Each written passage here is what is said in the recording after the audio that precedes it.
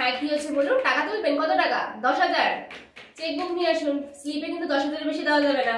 আর কি? আর দেখুন আপনারা লাইনে দাঁড়িয়ে একদম ঝামেলা করবেন। কি কার পড়াচ্ছেন এটা আপনারা ডিসাইড করুন, আমাকে এর মধ্যে আর লাইন ঠিক করা কিন্তু আমাদের কাজ নয়। ম্যাম একটা টাকা তোলার ফর্ম দিন তো। টাকা তোলার ফর্ম এখানে পাবেন না। কে বলছিল তুমি টাকা তোলার ফর্ম এখানে দেওয়া হয়? বললো যে এখানে দেওয়া হয় তাই আসলাম।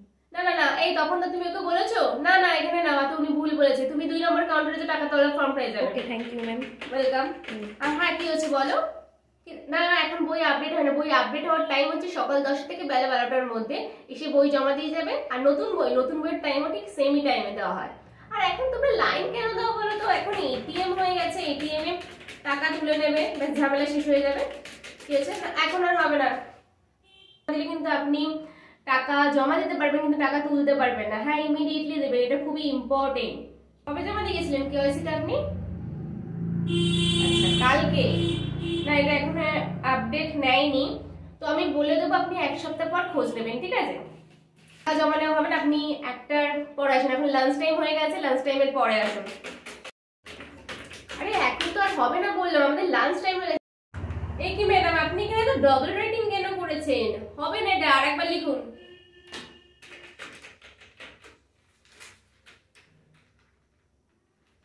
আরে এখানে 1000 মানে ভুল লিখেছেন, এটা চেক করুন।